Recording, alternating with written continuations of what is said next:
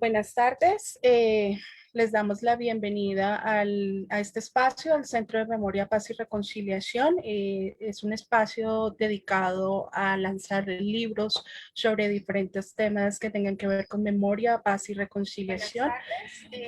Hoy tenemos aquí, hoy vamos a presentar mejor el libro Documentar la atrocidad, resistir el terrorismo de Estado. Y tenemos la fortuna de tener con nosotros a la editora de este libro, Oriana Bernasconi, quien es, Oriana es investigadora. Un momento, Oriana Bernasconi es doctora en Sociología de la London School of Economics y máster en Estudios Culturales y Sociología por la Universidad de Birmingham. Es académica del Departamento de Sociología de la Universidad Alberto Hurtado en Chile, donde es directora del programa de doctorado de Sociología.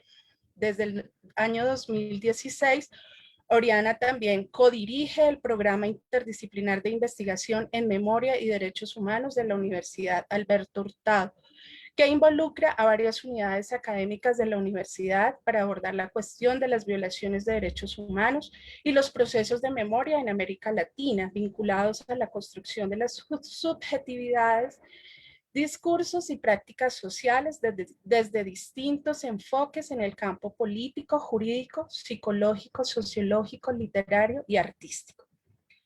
El trabajo de Oriana examina la subjetividad y la constitución de sujetos de la sociedad contemporánea. En los últimos años, su investigación se ha centrado específicamente en la violencia política y en el papel que desempeña la documentación de las violaciones de los derechos humanos y los archivos de la capacidad de una sociedad para lidiar con pasados violentos. Su trabajo ha sido publicado en Subjectivity, Sociology, Symbolic Interaction, Discourse and Society, Colombia Internacional, entre otras revistas.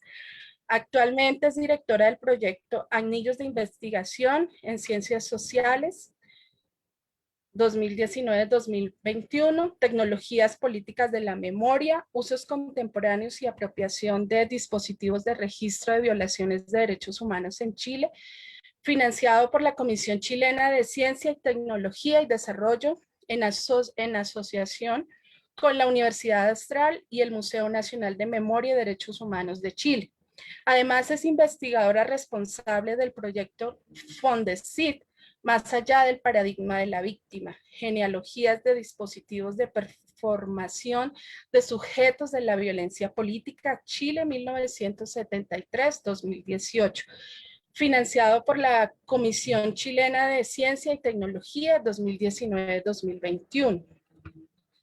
También es investigadora del nuevo Instituto Milenio de Violencia y Democracia, Biodemos. Entre 2015 y 2018 dirigió el proyecto interdisciplinar Tecnologías Políticas de la Memoria, una genealogía 1973-2013, de los dispositivos de registro y denuncia de violaciones de derechos humanos por parte de la dictadura militar chilena, financiado por la Fundación Newton y el Consejo Nacional de Ciencia de Chile y Tecnología, y desarrollado en colaboración con la Universidad de Oxford. En 2018, este equipo recibió el premio Newton para las Américas, lo que ha permitido extender esta línea de investigación con el proyecto Political Violence and Human Rights Violations, Accountability, Circumstance, Use and Effects of Forced Disappearance, Registration, Lesson for a Comparative Perspective in the Americas. Esta es nuestra invitada, Oriana Bernasconi. La presentación del libro la va a hacer Fernanda Espinosa, doctora en Ciencias Sociales y Humanidades de la Universidad Autónoma Metropolitana de México, Fernanda Espinosa es historiadora y magíster en estudios políticos de la Universidad Nacional de Colombia, y hace parte del equipo, en este momento hace parte del equipo de gestión del conocimiento del Centro de Memoria, Paz y Reconciliación. Bienvenidos a este espacio que busca fortalecer el Centro de Documentación del Centro de Memoria, hacerlo cada día un sitio más especializado en temas de memoria, paz y reconciliación. Y bueno, tenemos la fortuna de contar con aliadas como Oriana Bernasconi. Entonces aquí los dejo con Fernanda y con Oriana.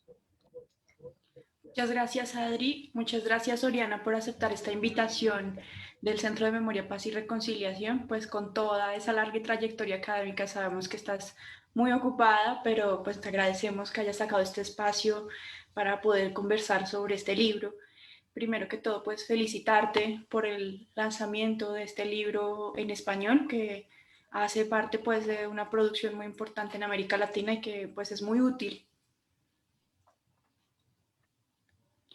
Quisiera entonces pues presentarles muy brevemente el libro, hablar un poquito de este libro en la perspectiva también de pensar cómo es útil para las investigaciones en Colombia y que luego tengamos una discusión más conversada con Oriana sobre el libro.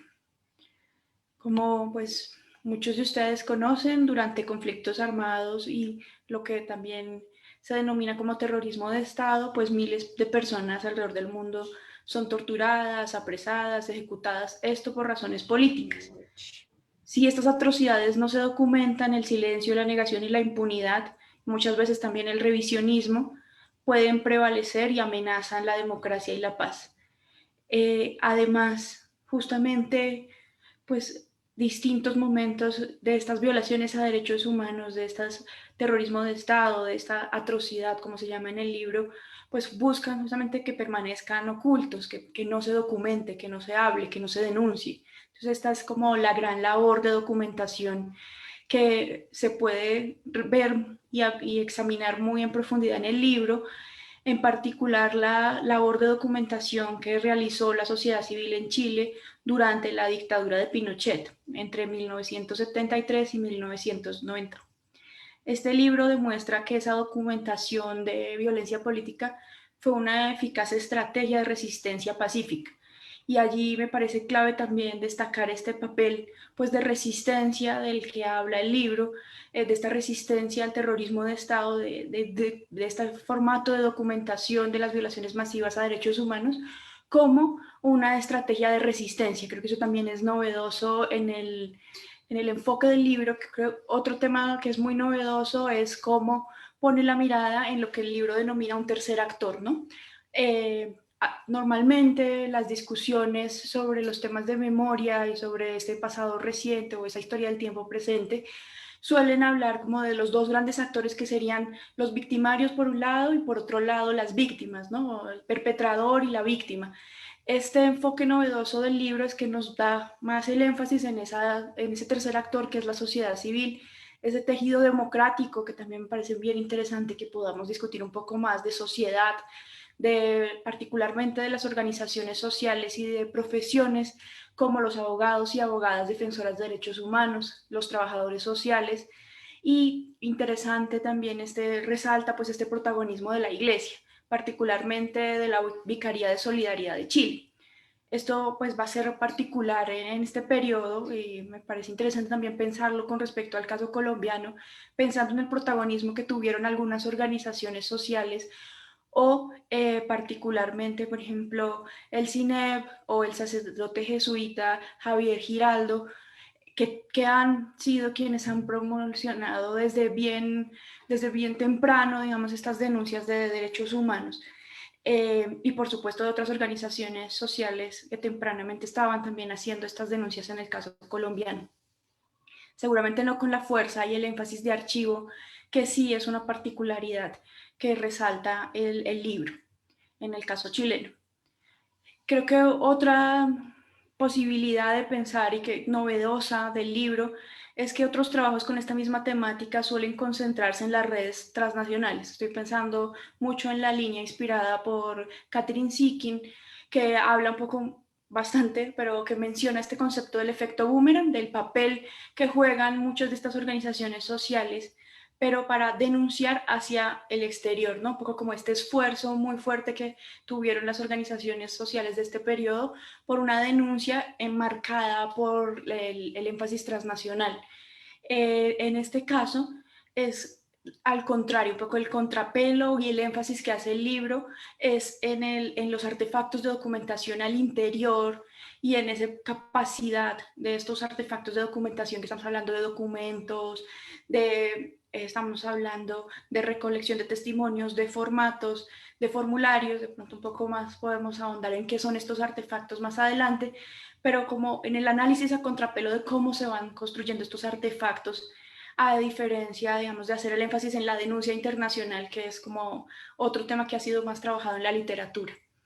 El libro se concentra pues en la investigación archivística y en el análisis de testimonios de quienes realizaron esta labor. Ofrece una historia pues de la emergencia, del sostenimiento y los efectos asociados a documentar el terrorismo de Estado mientras ocurre, que esa también es una particularidad pues muy interesante, ¿no? Es como que pasó un tiempo y luego decidieron documentar, sino que es una cosa como muy del momento, ¿no? De ese momento particular empieza los efectos de la dictadura y casi que tú lo ponen en el libro ustedes muy claramente cómo pues son incluso los primeros meses de la instalación de la dictadura donde más claramente se ve esa represión y también más claramente se ve entonces este esfuerzo de documentación y que también permite entonces este primer momento incluso lograr nombrar las cosas y denunciarlas como venía sucediendo como terrorismo de Estado y como dictadura, ¿no? Este efecto tan importante que tiene documentar la atrocidad para poder denunciar, para poder incluso nombrarlo como dictadura. Y nos permite pues comprender, tipificar, conmensurar esta violencia estatal, estos esfuerzos de documentación transforman en denuncia un conocimiento acumulado sobre la verdad de las acciones represivas negadas por las autoridades de gobierno de facto y condujo pues al repudio mundial de la dictadura. Derrocando el régimen, la documentación producida ha devenido en prueba judicial en casos de crímenes de lesa humanidad.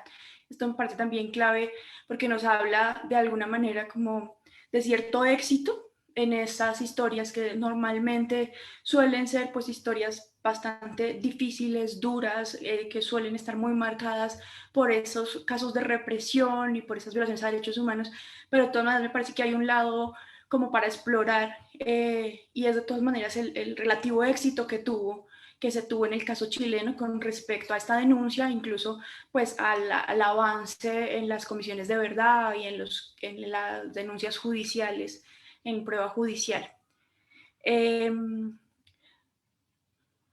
La premisa del libro es que el registro de la violencia política desarrollada por organizaciones de derechos humanos en Chile creó pues esas condiciones de denunciación y legibilidad de la tragedia, requisito para conocer los abusos y el horror.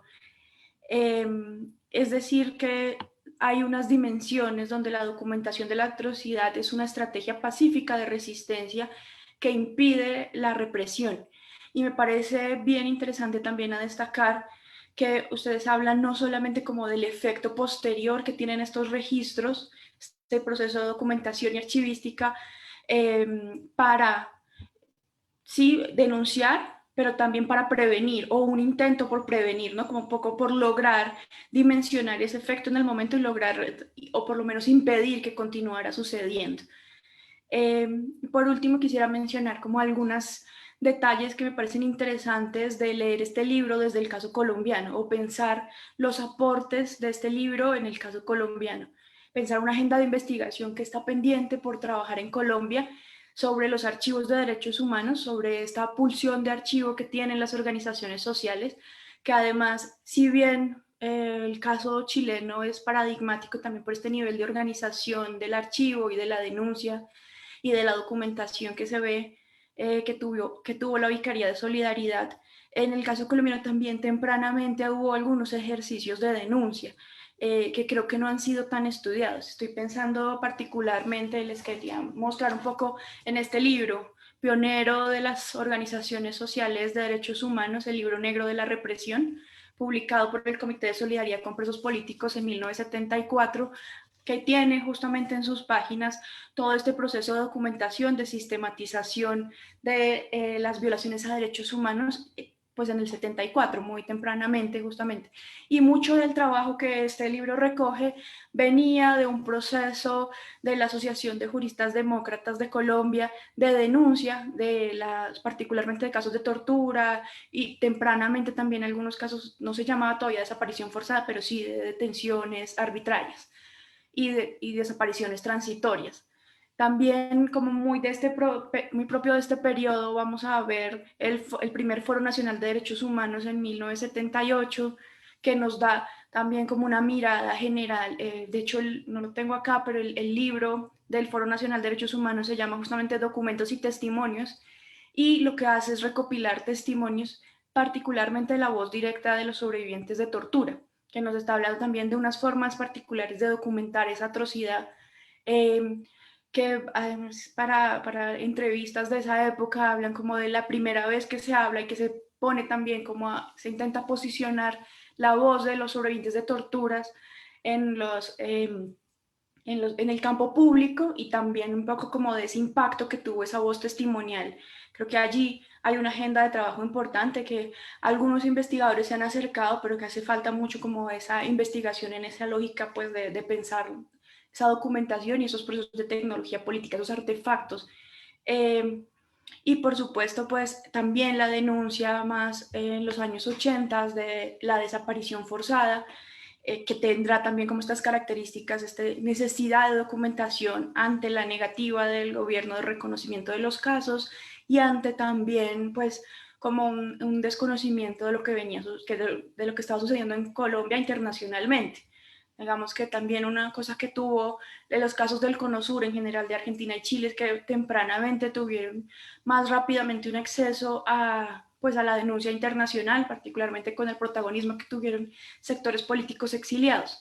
El caso colombiano más tardíamente va a entrar en esos informes de Amnistía Internacional, particularmente en 1980 hay como tal un informe, en 1980 por primera vez hay un informe de Amnistía Internacional sobre el caso colombiano, construido básicamente con la información que estaban entregando las organizaciones sociales, y allí nuevamente pues destacar el papel del Comité de Solidaridad con Presos Políticos, de organizaciones como ASFADES, que también recientemente estaba constituida, particularmente pues de sus archivos. Y allí destacaría otro tema que me parece como comparativo interesante con el caso de documentar la atrocidad en Chile, y es que muchas veces, si bien sí había organizaciones de apoyo, como el CINEP o como el mismo Comité de Solidaridad con Presos Políticos, que era más un comité pues desde los abogados de presos políticos, también muchas veces estos esfuerzos de documentación en Colombia lo hicieron las propias organizaciones sociales, las propias víctimas. También va a haber como mucho un esfuerzo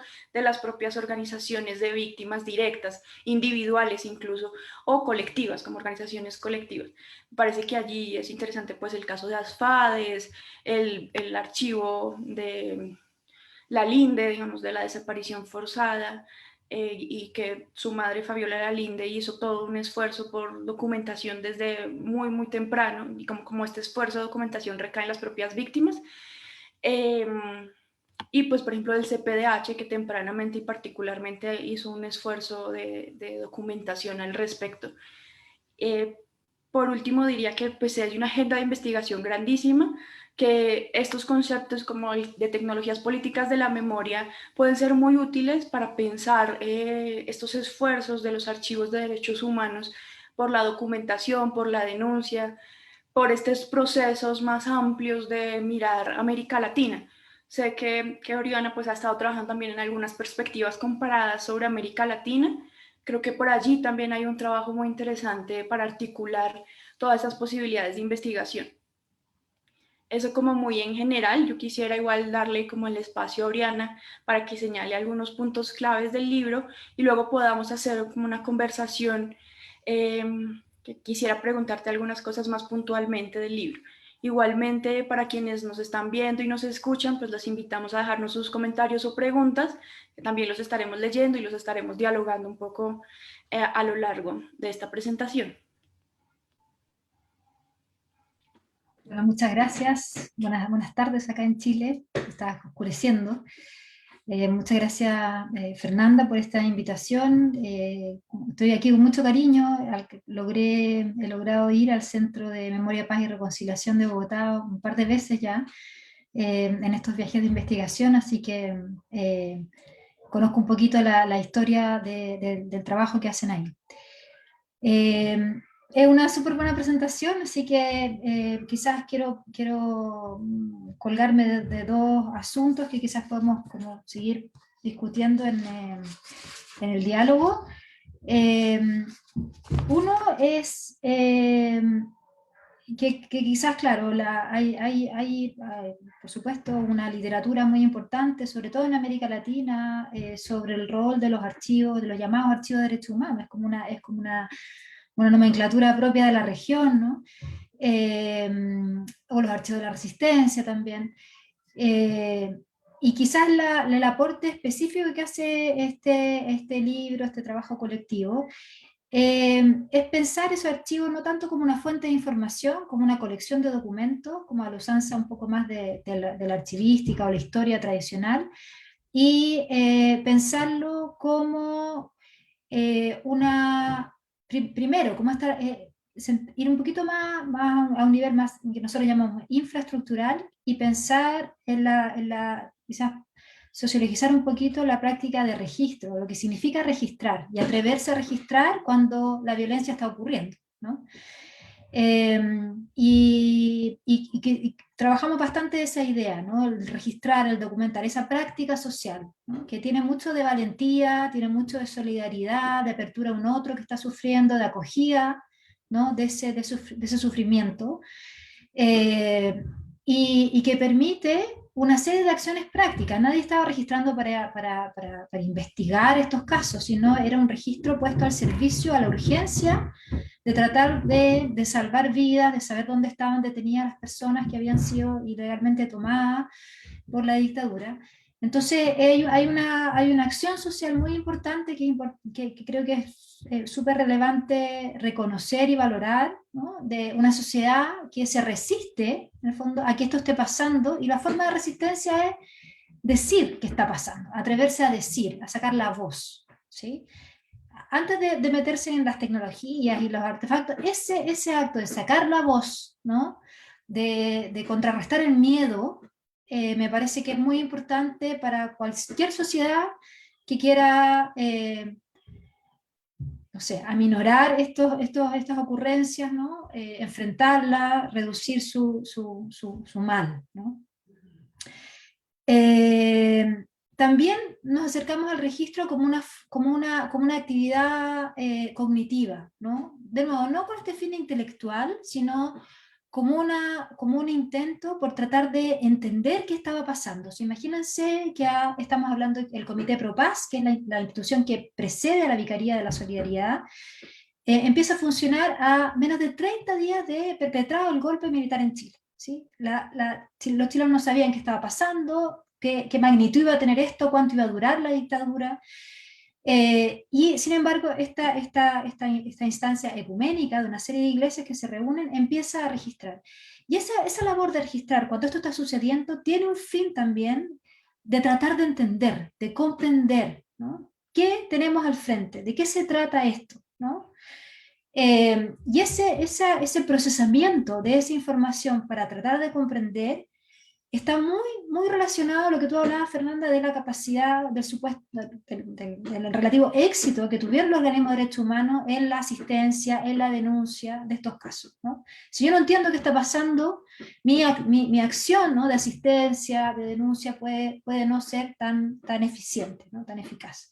Entonces hay un intento de comprender para poder mejorar la atención, ¿no? De estos organismos humanitarios, de estos organismos, de estos defensores y defensoras de los derechos humanos. Entonces eso también me parece que es una entrada importante cuando uno investiga archivos, ¿no? Pensar, por supuesto, estos archivos o sea, estos organismos no estaban creando archivos, ¿no? Estaban tratando de asistir, ¿no? A los afectados, ¿no? A la gente que llegaba a tocarle la puerta a pedirles ayuda.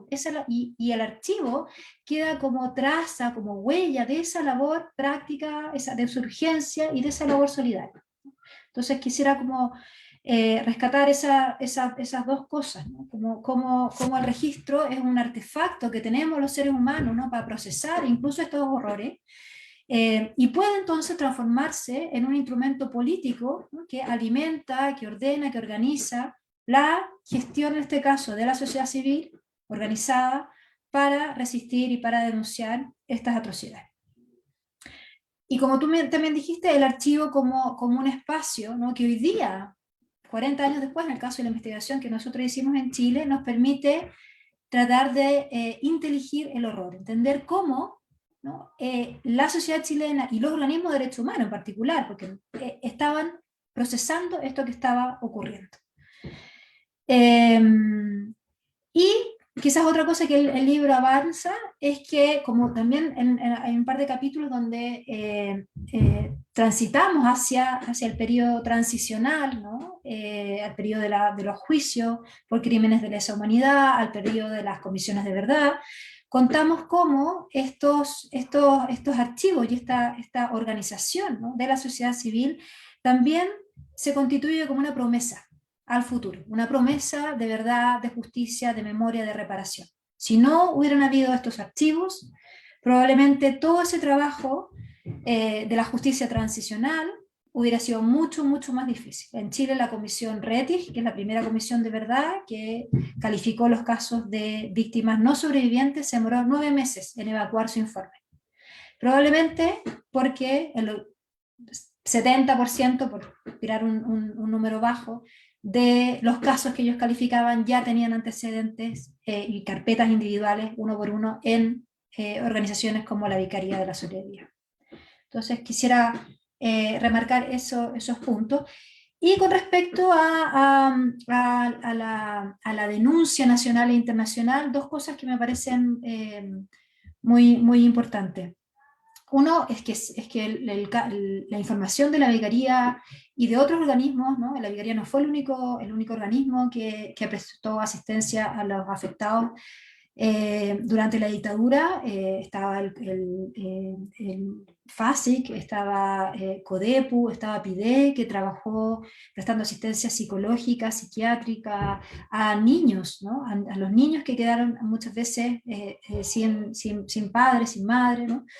Entonces hubo una serie de organismos y quiero decir dos cosas. Uno, que la labor que ellos realizaron fue importante, y que acá está un contrapunto con el caso colombiano, para que la sociedad chilena, ¿sí? Que se demoró más de la cuenta en reconocer lo que estaba pasando,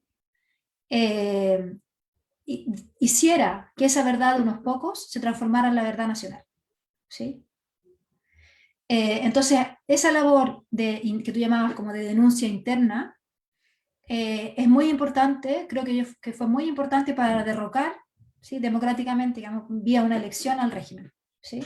Finalmente los chilenos se convencieron de que esto estaba sucediendo y que no eran invenciones, ¿no? Que estamos hablando de un terrorismo de Estado que funcionaba con la venia, ¿no? y el apoyo de los medios de comunicación que hacían una serie de montajes negando, por ejemplo, la desaparición forzada de personas, ¿no? Entonces hay una labor muy importante que tiene este registro, esta documentación con respecto a sacarle la venda, digamos, a la sociedad chilena de la época, ¿no? Y todavía. Y por otra parte, nosotros también lo contamos en el libro, estos archivos fueron, y esta documentación, ¿no? Y esta labor fue muy, muy importante para la denuncia internacional, ¿sí? Lo que decían los organismos de Naciones Unidas, ¿no? En sus asambleas, con respecto al comportamiento del Estado chileno, de la dictadura, se basaba en información que la Vicaría proveía, ¿sí? Las visitas muy tempranas de Cruz Roja, ¿no? De Amnistía, en fin, fueron muy importantes para difundir internacionalmente lo que ocurría en Chile. Muchas veces nos contaban los ex trabajadores y ex trabajadores que nosotros entrevistamos para hacer el libro y para entender estos archivos, ¿no? 40 años después, que afuera, muchas veces en el exterior, se denunciaban asuntos como la tortura, por ejemplo, que en Chile todavía era muy riesgoso decir, ¿no? Entonces, esa línea, ¿no? de tratar de comprender qué se puede decir afuera, ¿no? que todavía es muy riesgoso, ¿no? pone en riesgo a algunas personas en el país, también es muy importante, ¿no? No siempre se dice lo mismo al mismo momento, ¿no? Entonces quiero decir que en el caso chileno la denuncia fue muy importante y la Vicaría comprendió muy tempranamente la relevancia que tenía denunciar afuera y que su material fuera citado por organismos internacionales para ganar legitimidad al interior del país y por lo tanto hacer que la institución pudiera pervivir, ¿no? Durante los 17 años de la dictadura, ¿no? Porque por supuesto era una institución que era muy molesta para el dictador, ¿no? Entonces, no solo los registros se usan en el exterior para alimentar la denuncia internacional de organismos internacionales, sino que además vuelven el uso de esos registros como fuente de organismos internacionales contribuye a legitimar la labor de estos organismos y por lo tanto a hacer más difícil que desaparezcan. Entonces quería hacer esa segunda relación, Fernando. Muchas gracias, Oriana, y pones ya como esos puntos claves para seguir discutiendo el libro, para seguir pensando estos temas que nos propones. Me parece bien interesante entrar como ya a preguntarte un poco más, bueno, y también le invito a quienes nos están viendo, si quieren hacer preguntas o comentarios, pues que aquí los estaremos revisando y en lo posible pues respondiendo. Pero quería preguntarte más como por esa aproximación teórica. Creo que si bien son conceptos usados, en realidad sí hay como una novedad en el libro con respecto a utilizar, por ejemplo, el concepto de tecnología política y de artefacto, que son además conceptos, pues un poco para contarles a quienes nos escuchan, muy propios más como de los estudios sociales de la ciencia, ¿no? O de la tecnología. Este concepto mismo implica ya como un giro en la mirada sobre los archivos, ¿no? Como sobre las prácticas documentales de archivo, que si bien pues acá hemos evidenciado muchas de estas prácticas de archivo también en el caso colombiano, de estas prácticas de documentación, de archivo, no sé qué tanto nos hemos adentrado a pensarlos ya como repertorios y tecnologías políticas, más como en ese traslado que ustedes hacen a esos procesos y procedimientos, más de la política de terrorismo de Estado. Y te lo conecto con otra pregunta de una vez con respecto más como a este marco teórico, a esa aproximación teórica del libro, que es la pregunta por terrorismo de Estado. Ustedes en el libro usan este concepto de terrorismo de Estado. Ese concepto acá en Colombia sigue siendo pues, bastante debatible, pues cada uno un poco mirando desde su condición nacional y desde su historia. A propósito también un poco de eso que decías, como de las diferencias con el caso colombiano, pues también nosotros tenemos una historia de violencias mucho más larga y en esa perspectiva pues sí hay periodos que uno podría dar o que se suelen llamar de terrorismo de Estado, pero también de otros tipos de violencias. Entonces no se limita solo como a un periodo particular de dictadura como en el caso chileno, porque ahí también habría como algo para discutir, pero me gustaría un poco como conocer tu opinión y tu percepción de estos conceptos, que nos explicaras muy, muy sencillamente un poco algo de esta aproximación teórica. Sí, con mucho gusto. Las tecnologías políticas, llamamos a todos estos artefactos sociotécnicos, ¿no? Que son sociales, pero también tienen una dimensión técnica que es importante considerar, ¿no?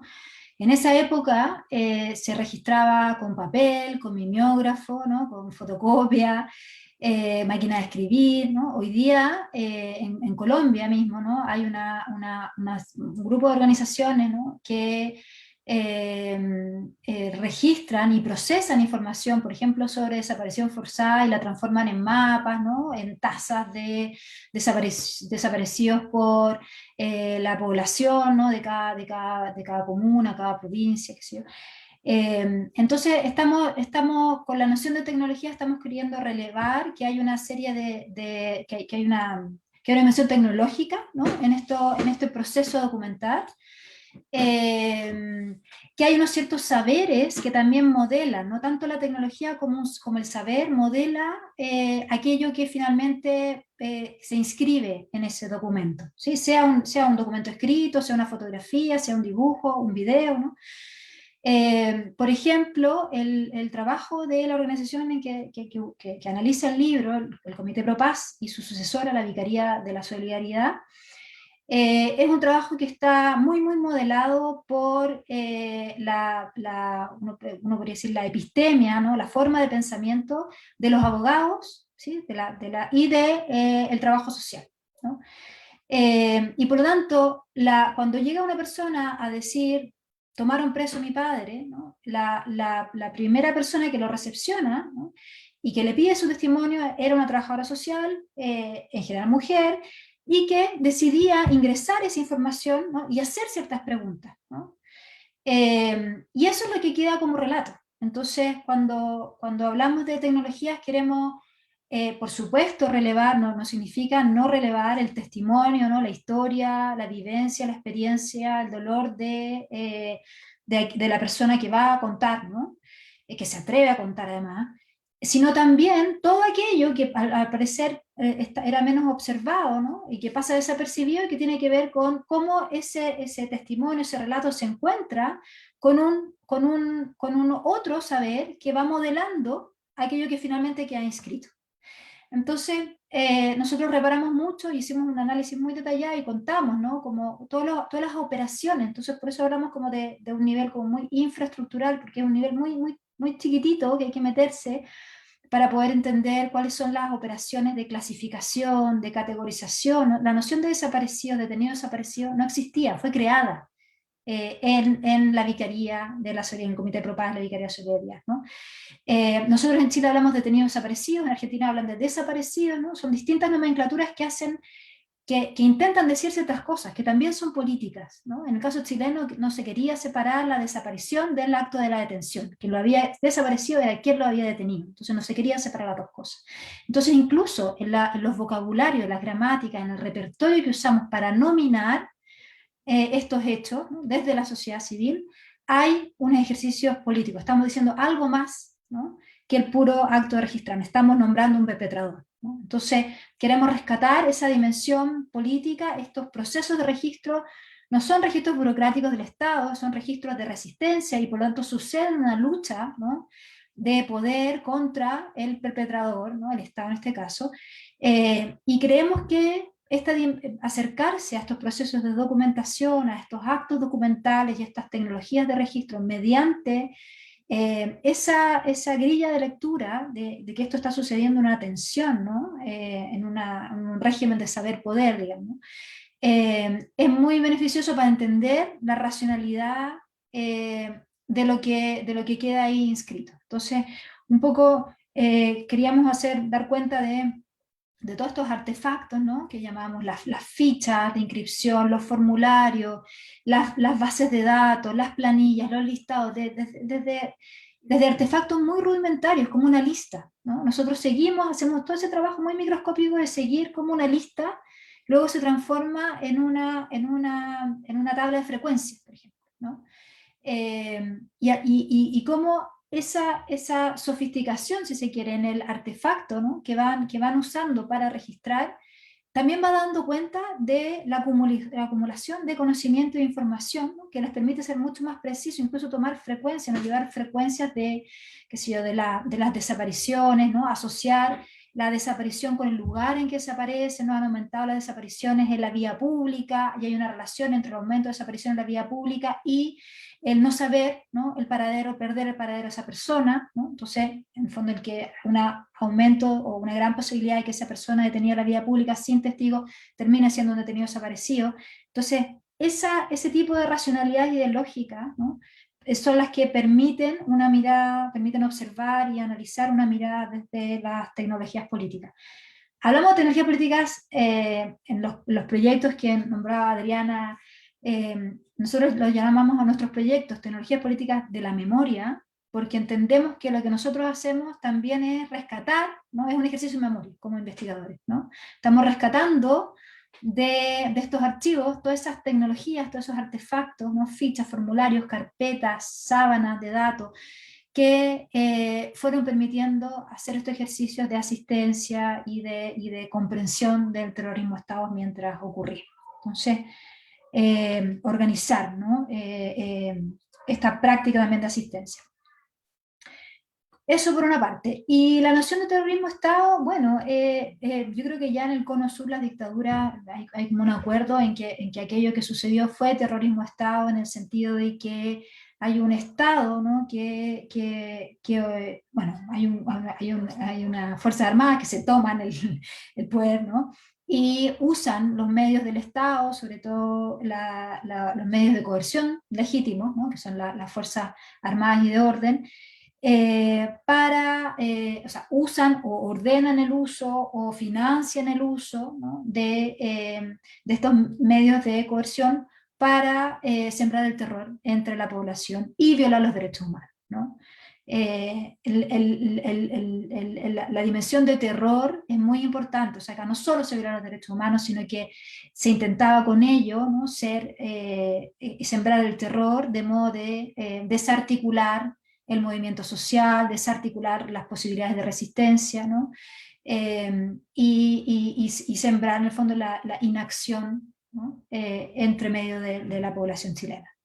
Y por lo tanto es una maniobra consustancial a la reproducción de un régimen ilegítimo en el poder, ¿no? A eso nos referimos con... entonces no es solo un Estado que viola los derechos humanos, sino que lo hace con fines políticos, lo hace para sostenerse ilegítimamente en el poder. La obra de Pilar Carbeiro es muy lúcida a este respecto. Sí, sin lugar a dudas. Y nos ayuda a pensar también como el contexto latinoamericano. A propósito como de eso que decías al principio de las tecnologías políticas de la memoria y el testimonio, parece bien interesante también ese papel acá en Colombia que juegan esos primeros abogados defensores de derechos humanos, y sobre todo que en ese momento, en los 60, 70, se llamaban como abogados de presos políticos, que van a jugar este papel un poco de llevar, testimoniar o llevar la voz de los detenidos, torturados, pero también cómo se enfrenta o se cambia un poco como en el proceso también de no solo la voz testimonial, sino la voz testimonial pasada a través de una mirada judicial, ¿no? O de una mirada jurídica.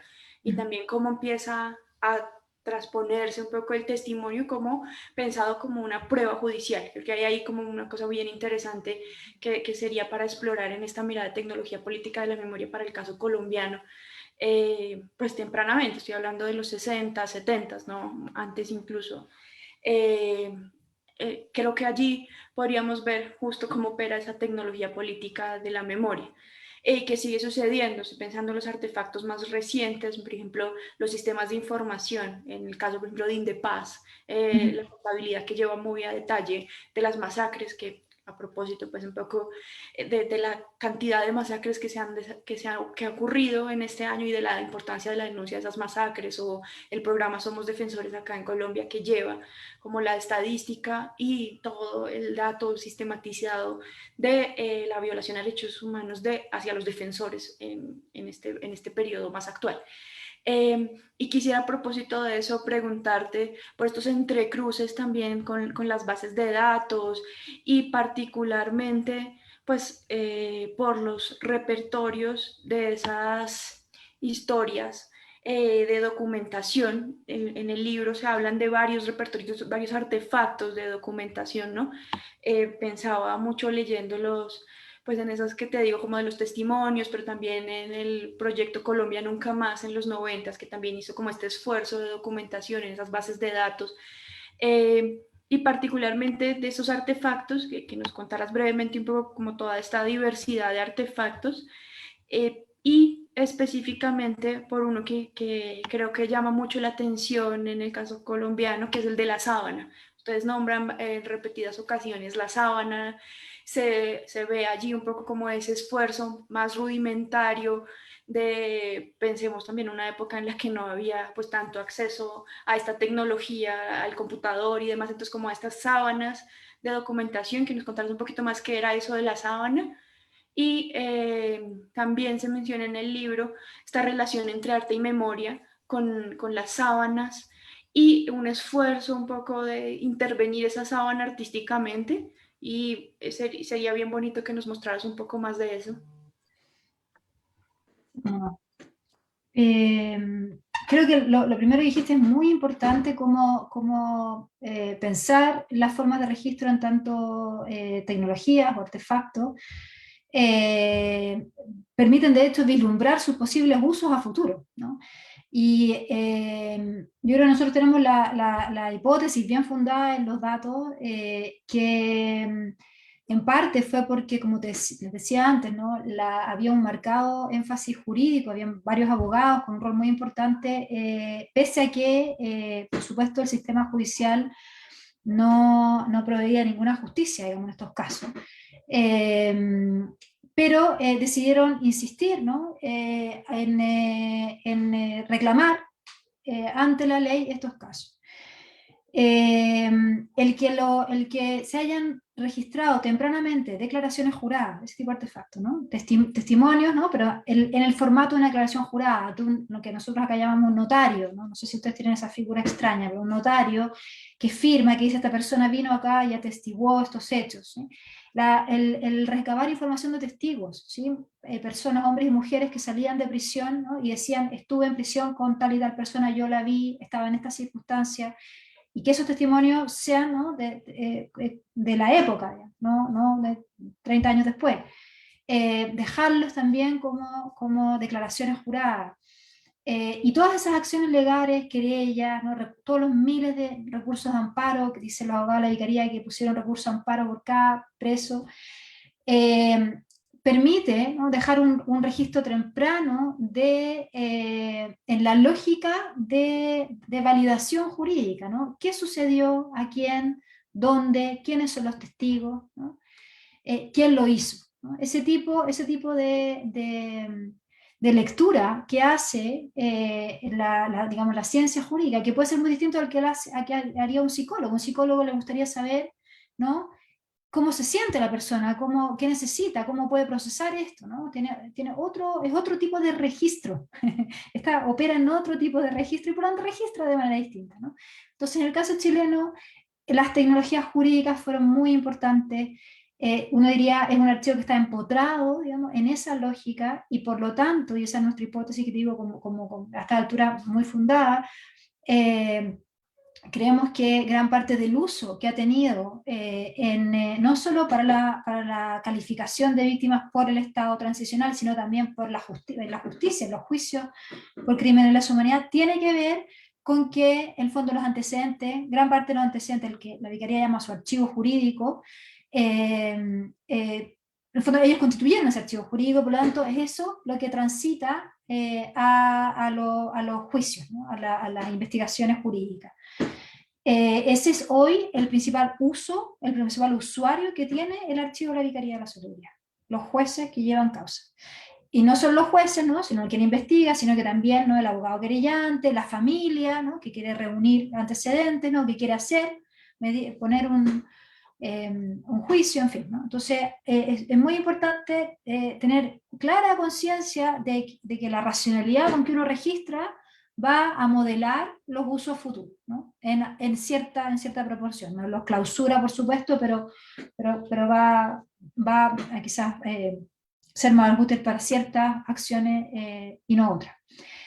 Una de las no otras es lo que tú dices, el uso que nosotros hicimos, y me estoy saltando la tercera pregunta, que es un uso artístico que hicimos de uno de estos artefactos que encontramos en el archivo de la Vicaría, que no era el único, habían unas 10 sábanas ellos le llamaban, no solo la Vicaría, sino también aprendimos que era un instrumento, una tecnología interorganizacional que se usaba también en otras organizaciones como FASIC de la época, y eran planillas hechas a mano, ¿no? con papeles cuadriculados que se pegaban, ¿no? con algún pegamento, ¿no? y eran documentos que podían alcanzar 1,5 metros de ancho por 1,5 metros de largo, donde iban ingresando caso por caso de un tipo criminal, ¿no?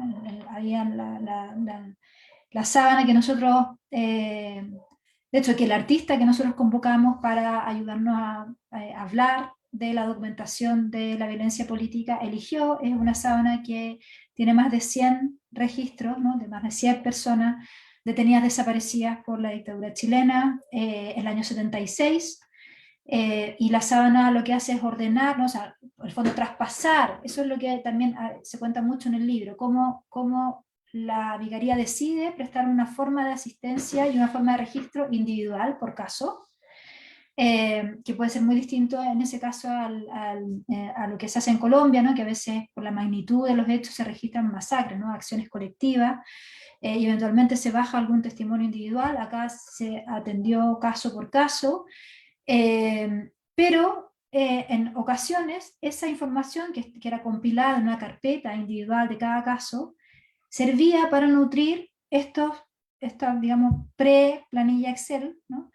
Esta sábana rudimentaria hecha a mano, con los casos de un mismo tipo, ¿no? Entonces, casos de desapariciones forzadas, esa sábana registra mes por mes el día en que esa persona desaparece, su nombre, su filiación política, su trabajo, ¿no? El último trabajo que hizo, las desapariciones, o sea, perdón, las detenciones anteriores, y finalmente la detención donde desaparece, luego las acciones legales eh, eh, hechas por esas personas por la vicaría, en caso de la vicaría. Esa sábana para nosotros es como una condensación de lo que tratamos de decir con el rol del tercer actor, por eso parto por aquí, porque bueno, indagando, ¿no? Con el jefe de la unidad de detenidos desaparecidos de la vicaría, ¿no? Y en varias entrevistas, como les decía, con estos exfuncionarios y exfuncionarias, nos contaron que esa sábana, bueno, de hecho nosotros miramos, ¿no? Y tiene 6 caligrafías distintas, ¿ya? Tiene una serie de signos y de marcas, ¿no? que demuestran un trabajo, un intento de entender, ¿no? Este crimen para tratar de salvar, ¿no? De encontrarlos con vida, que era la consigna, ¿no? Vivos se los llevaron, vivos los queremos, ¿no? De la época. Entonces, comparar casos, ¿no? Estos son personas todas del Partido Comunista, ¿no? Que ese año fue la represión contra ellos, ¿no? Y a veces, ¿no? Como con celditas, ¿no? Quizás la información de un caso puede servir para llenar de información otro caso que carece de información, ¿no? Entonces, cómo triangular, cómo cruzar datos para poder ir completando este puzzle, ¿no? Entonces, esas distintas caligrafías son de los funcionarios de la vicaría, pero también de la agrupación de familiares detenidos desaparecidos que surge en las oficinas de la vicaría, ¿no? Es ahí, en ese espacio que se crea, que estas mujeres, ¿no? En general, que empiezan a llegar, son combinadas a hacer esta búsqueda juntas, ¿no? Y a agruparse. Entonces, este artefacto, la sábana, denota ese trabajo colectivo entre este organismo, ¿no? Entre los defensores y defensoras de derechos humanos y los familiares, ¿no? Que llevaron, o sea, que hicieron una labor fundamental, ¿no? Estaban, de hecho, las oficinas de la agrupación de detenidos desaparecidos estaba en la vicaría, digamos, y estuvo durante todo el tiempo ahí. Cuando la vicaría cerró, se fue a FASIC, ¿no? Entonces, esa relación entre agrupación de derechos humanos y la agrupación, o organismo de derechos humanos, y agrupación de familiares o de víctimas sobrevivientes es muy, muy importante, y este artefacto demuestra la colaboración y la confianza entre ambas dos, ¿no? Entonces, cuando hablamos de tercer actor, queremos relevar, ¿no? A veces el campo de los derechos humanos, por supuesto, está como lo primero que uno ve, esta díada, víctima, perpetrador, ¿no? Pero aquí aparece, y un poco este libro está destinado a relevar el rol de este tercer actor, el defensor, la defensora de los derechos humanos, el familiar, ¿no? O la persona concernida, ¿no? No tiene por qué ser un vínculo sanguíneo, que decide denunciar, asistir, buscar, ¿no? Y queremos relevar el rol de ese actor en la mediación, digamos, de esta violencia. Nosotros no tenemos información como para decir que la atenuó, pero claramente cumple un factor, ¿no? Claramente o sea, la atención que la dictadura tenía sobre la vicaría era un claro indicio que le importaba, digamos, lo que estaba pasando ahí, los intentos por requisar el archivo de la vicaría, no solo intentos, sino las acciones de allanamiento de los archivos de CODEPU, por ejemplo, dan cuenta de la relevancia que la propia dictadura le daba al trabajo de estos organismos. Entonces queríamos relevar el rol de ese tercer actor que nos parece que media la relación entre estos dos, porque la registra, la inscribe, la deja, ¿no? Como opción de gestión, si no en el presente para el futuro, y por lo tanto impide, ¿no?, la represión sin traza, la impunidad y el olvido. Entonces queríamos relevar esa función. Voy a ver si me funciona esto de compartir pantalla. A ver si ahora no puedo, para mostrarles lo que nosotros hicimos con esa sábana. Estoy inhabilitada. A ver si podemos habilitarte. Voy a ver aquí. Podemos compartir pantalla para habilitar a Oriana. Bueno, como se nos va acabando el tiempo, mientras a ver si Oriana nos puede mostrar un poco esa intervención artística de la sábana, quisiera preguntarte, no puedo dejar de preguntarte por específicamente la actualidad, ¿no? Y es muy particular, aquí se ha seguido con mucho detalle el tema de lo ocurrido con este estallido social en años recientes, pero también por el uso que ha tenido ese pasado reciente en ese estallido social, ¿no? Por ejemplo, el uso de queremos cambiar la Constitución porque esta Constitución y hay una directa relación con la dictadura, ¿no? Se dice que esta Constitución es de la dictadura y que por eso es, digamos, como muy importante esa transformación. Entonces hay ahí como un tema de memoria muy particular en el uso de la memoria en esta movilización social como un factor aglutinante de la movilización.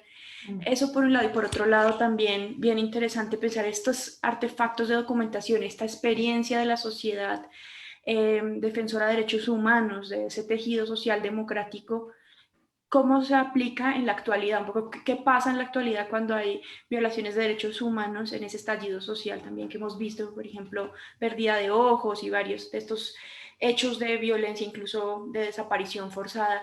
¿Cómo operan estas tecnologías de la memoria de los años 70 hoy? Uh-huh. Bueno, aquí pueden ver, ¿no? ¿Se ve un poquito? Esta es la obra de arte que hizo Nicolás Franco, un artista chileno, con la sábana, y lo que hizo fue la que la transpuso, ¿no? En los colores, ¿no? Y la interceptó con una capa de fotografías de su propio, no puedo mover esto, ahí sí, de su álbum familiar. Entonces aparece, por ejemplo, su madre aquí, que muere ese mismo año, ¿no? Entonces es como son los negativos de unas vacaciones de su familia propia, ¿no? Y que muestra una vida cotidiana, ¿no? Interceptada, digamos, por este otro artefacto que es esta sábana que registra la desaparición forzada de miembros del Partido Comunista. Aquí hay algunos detalles que, acá, con los nombres, y bueno, él hace un proceso químico que hace que la primera capa con todos los textos, digamos, se borren y aparezca la imagen que está detrás de las fotos familiares. Me cuesta como moverlo, así que parece que lo voy a dejar por ahí, pero en la página del programa hay un catálogo online que pueden ver, y feliz de llevar la sábana a Colombia. Es grande, pero la hemos llevado a Valparaíso, a Mendoza, así que quizás puede llegar algún día al centro. Con respecto a tu pregunta, voy a dejar de compartir.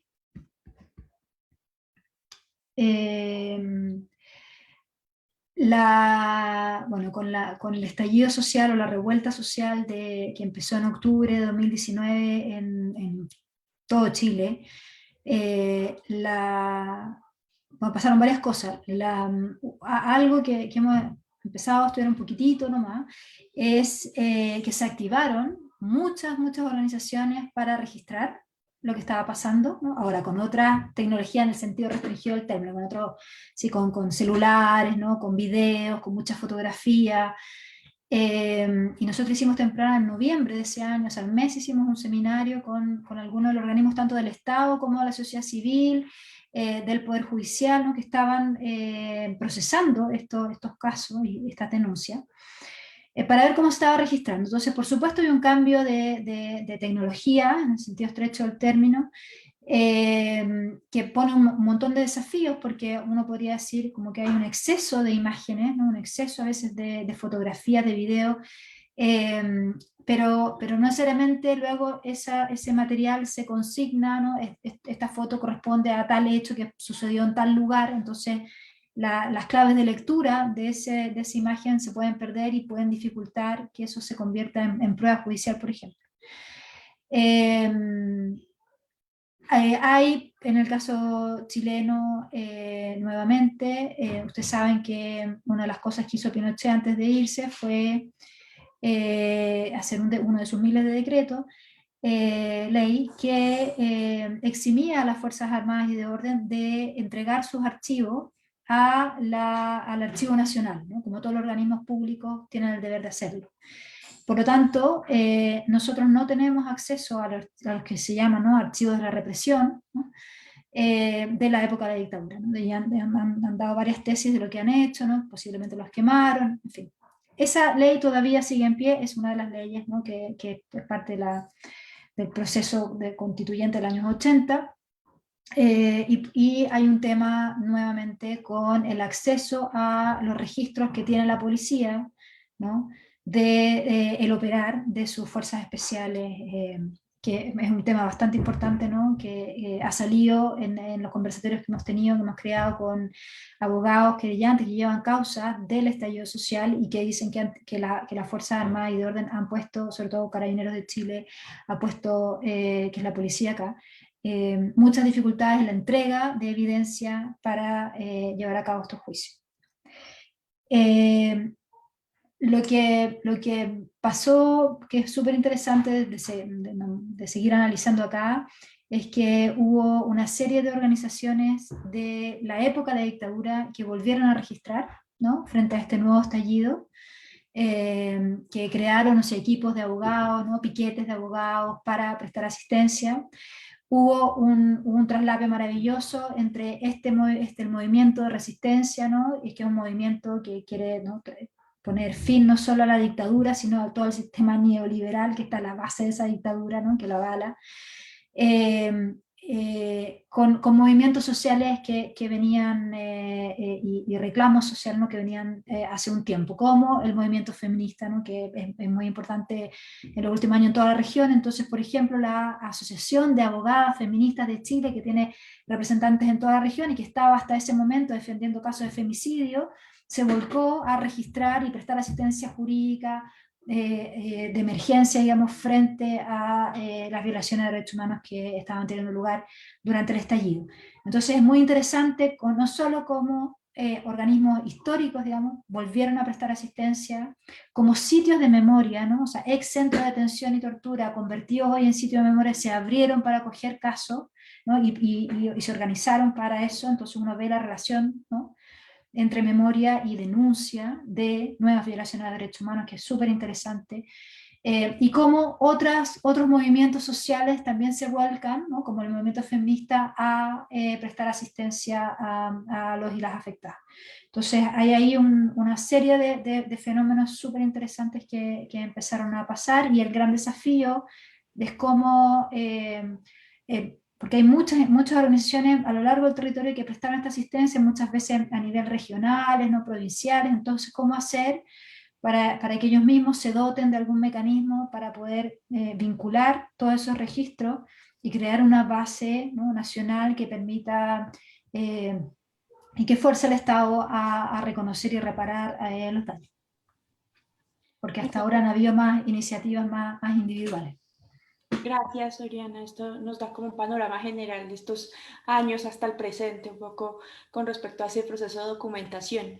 Quiero saludar, se han mantenido más de 40 personas conectadas, nos han mandado saludos pues, de varios lugares, desde Chile, desde Medellín, desde Bogotá, desde las localidades.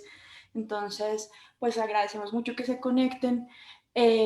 Particularmente nos preguntan, hay dos preguntas muy cortitas que quisiera que respondiéramos para ya cerrar, porque pues la idea es mantenernos en el tiempo, pero sí, pues César Prada nos pregunta, ¿qué desafíos presenta trabajar con este tipo de archivos desde un punto de vista académico?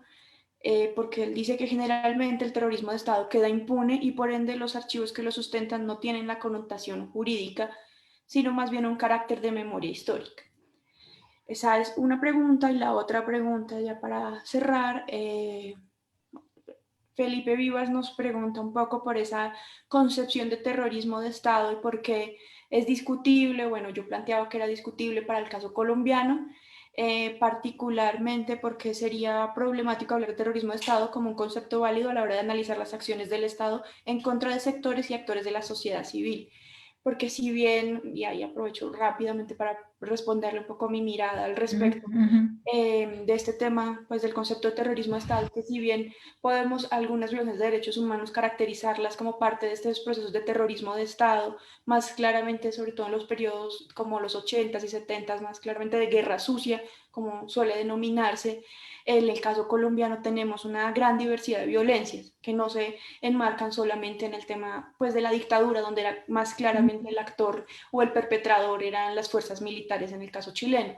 Acá hemos vivido procesos de distintos actores violentos, de distintas violaciones a derechos humanos, que implican como esa complejidad también de los ciclos de violencia en Colombia. Entonces, pues allí, digamos, como esa dificultad o esa particularidad nos queda pendiente, y seguramente en otro momento con Oriana la volveremos a invitar para dialogar un poco más como de esta perspectiva comparada. Sé que tú también has hecho trabajos comparados con México, con América Latina. Bueno, eso sería algo bien interesante para hacer, pero pues se nos acaba acá ahorita el tiempo, pero sí te quería transmitir esas dos preguntas y un mensaje de cierre que nos quisieras dejar. Bueno, cortito, yo creo que tú respondiste la de terrorismo de Estado, así que me voy a centrar en la primera. Creo que habían dos preguntas ahí, o así lo entendí yo, quizás estoy un poco cansada ya. Desafíos académicos de trabajar en estos archivos, bueno, hay miles. Yo diría que, como para cerrar, dejaría nada, es muy gratificante, o sea, es un trabajo muy doloroso, pero es muy gratificante a la vez poder, bueno, en el caso chileno, muchos de las personas que prestaron esta asistencia, que fueron los defensores y las defensoras durante la dictadura, ya están muriendo algunos, otros están enfermos, ¿no? Entonces había como una cierta urgencia de rescatar, ¿no? De dejar a la posteridad su experiencia, su enseñanza. Entonces uno se siente muy gratificada como persona, no, quizás no puedo dejar de ser académica persona, de ser parte, de escuchar, de ser testigo también, ¿no? De histórico, digamos, de esos relatos, esos testimonios, ¿no? O sea, ellos también tienen un testimonio, los defensores y las defensoras, que es importante conocer y importante resguardar.